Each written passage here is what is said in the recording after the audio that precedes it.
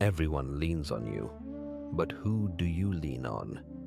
You carry others without flinching, but some days it feels like no one even sees that you're tired. And maybe that's the problem with being the strong one. You're praised for holding it all together, even when you're quietly falling apart. And while that sounds like a compliment, after a while, it starts to feel heavy, like you're not allowed to break. What most people don't realize is that being strong often means hiding your own struggles so others feel okay. It means holding back your emotions so no one else feels uncomfortable. It means nodding and smiling through your own pain just to be there for someone else. Over time, you become the one who's always available, always dependable. And slowly, you stop expecting anyone to ask how you're really doing. The problem is, when strength turns into a performance, it loses something real. You wear it like a mask, and after a while, even you forget you're wearing it. You get so used to downplaying your own pain that you start thinking it doesn't matter.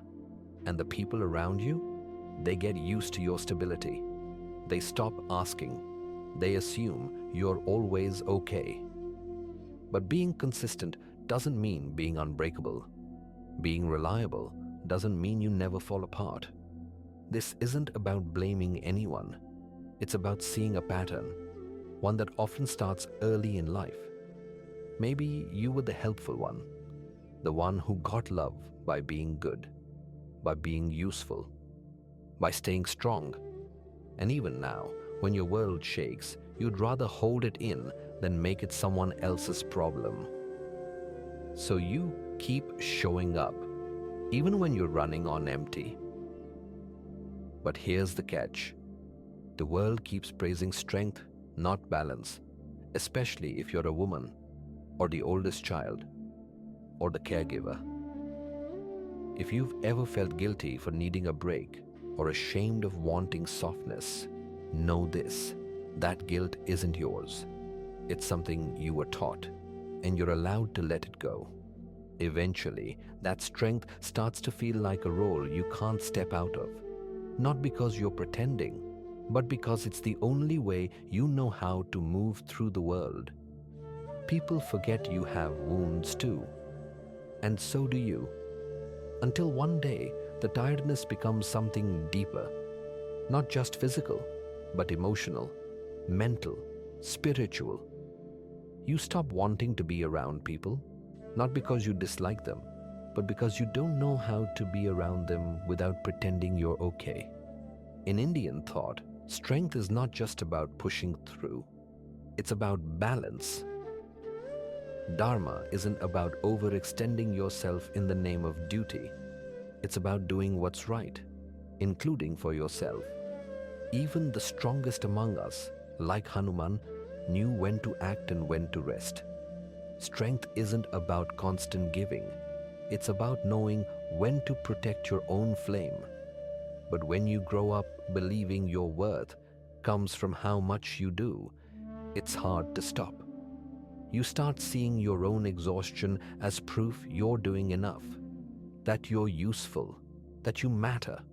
But let's be honest, abandoning yourself for everyone else, that's not strength. That's slow burnout.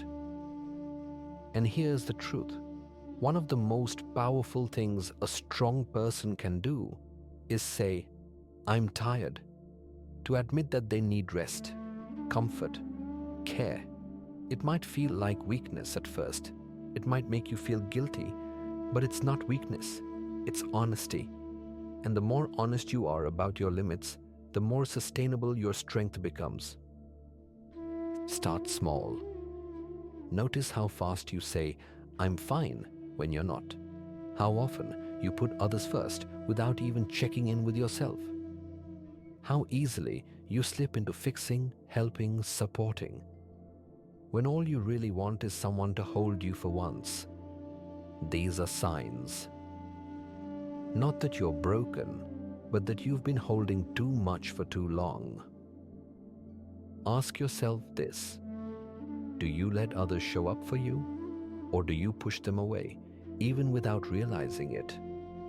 Have you built your whole identity around being the one who always has it together, even if it means staying tired, staying silent, staying alone?